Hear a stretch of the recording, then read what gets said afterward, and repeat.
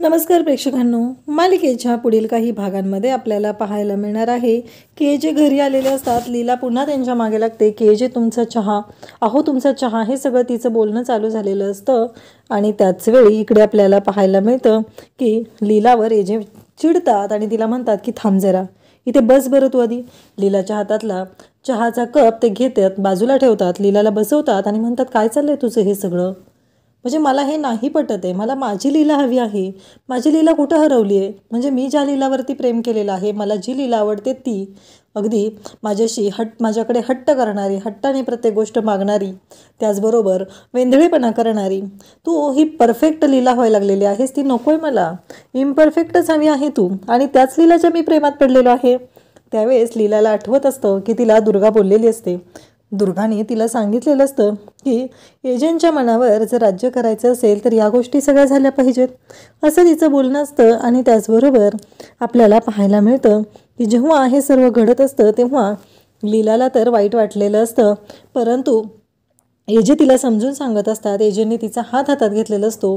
जर तू माझ्यासाठी काय करायचं असेल तर तू मला माझी पहिली लीला परत दे, कारण ह्या लीलाच्या बाबतीत मला ना खूप कसं तरी होतं. हे तुझं अहो म्हणणं वगैरे मला ना त्रासदायक आहे.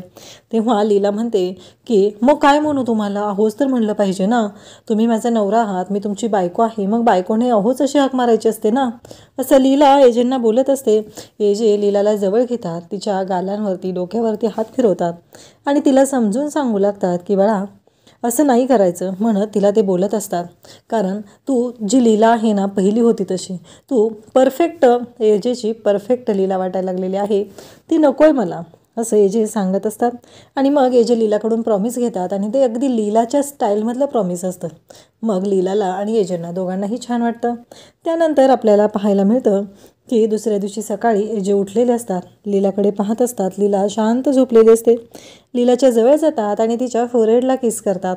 त्यावेळेस लीला जागी होते. एजे लीलाच्या खूप जवळ आलेले असतात आणि लीला पण एजेंकडे पाहत असते. तिलाही खूप छान वाटत असतं. फायनली एजे आणि लीला यांची जोडी ही एकत्र येत असते, हे आपल्याला पाहायला मिळत असतं. त्यासोबतच इकडे एजे पण तेवढेच खुश झालेले असतात, तेही तेवढेच रोमॅन्टिक होत असतात. आणि त्यासोबतच लीलाही ते रोमॅन्टिक होत असते. परंतु एजे जेव्हा जास्त जवळ येतात तेव्हा लीला तिथून निघून जाते. एजे म्हणत असतात की लीला, तेव्हा लीला पण थांबत असते आणि म्हणत असते एजे. तेव्हा एजे म्हणतात आत्ता मला भारी वाटलं, म्हणालीस की नाही एजे. त्यानंतर आपल्याला पाहायला मिळतं की लीला तिथून पळून चाललेली असते. तेव्हा एजे तिचा हात पकडतात आणि तिला जवळ खेचतात. एजे तिला म्हणत असतात की काय झालं? तेव्हा लीला म्हणत असते की मला तुम्हाला काहीतरी सांगायचं आहे, मला एका वेगळ्या नावाने तुम्हाला हाक मारायची, असं लीला बोलत असते. आणि त्याचबरोबर एजे म्हणतात काय? तेव्हा लीला एजेंच्या जवळ जाते आणि कानात त्यांच्या म्हणते अभि. आणि मग एजे असं चिडल्याचं नाटक करतात, चिडल्यासारखं असतात. तेव्हा लीलाला भीती वाटते. लीला म्हणते सॉरी हां.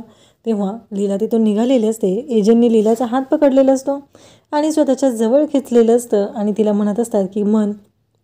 तेव्हा लीला परत म्हणत असते एजे सोडा ना. तेव्हा लीलाला एजे म्हणतात की आत्ता तर तू बोललीस ना अभि म्हणणार आहे, म्हण ना. आणि मग लीला आंघोळीला चाललेले असते पळत आणि मग बाथरूमच्या दारात जाते आणि तिथून एजेंना आवाज देते आणि अभि अशी हाक मारते. एजे पण खूप हसतात. एजे लाजलेले असतात आणि लीला एजेंकडे पाहत असते. जेव्हा या सर्व गोष्टी घडत असतात तेव्हा मात्र लीला आणि एजे दोघंही एकमेकांकडे पाहत असतात. दोघांनाही खूप छान वाटत असतं. तर इकडे कालिंदी आणि त्याचबरोबर रेऊ यांचा फोन चालू असतो. कालिंदी म्हणत असते की काय चाललंय तुझं? तू दुर्गाताईंशी असं का वागत आहे? तेव्हा रेवती म्हणत असते की ते काही नाही गं. तेव्हा कालिंदी म्हणत असते की मला त्यांच्याकडून कळलेलं आहे हे सगळं. आणि मग दुर्गा मात्र रेवतीच्या रूमच्या बाहेर असते आणि ती तिचं सगळं बोलणं ऐकत असते.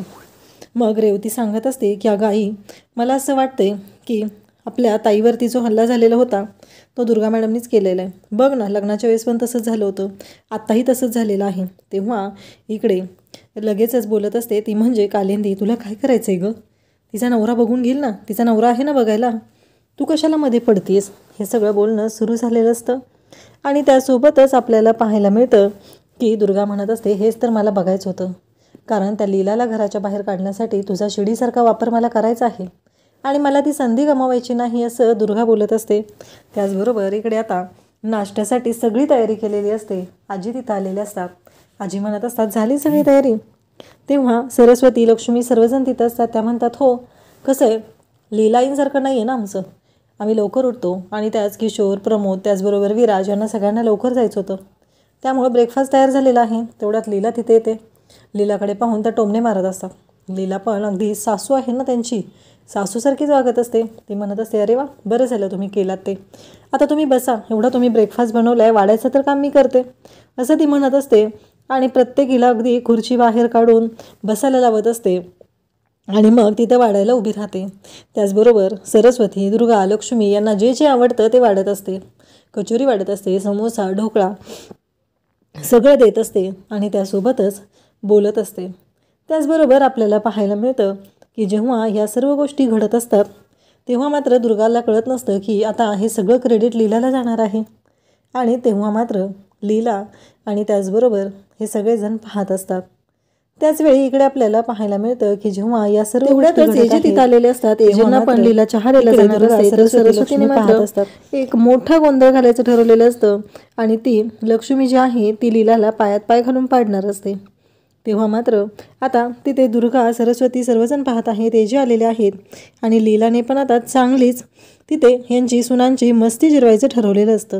लीला काही शांत बसणारी नसते.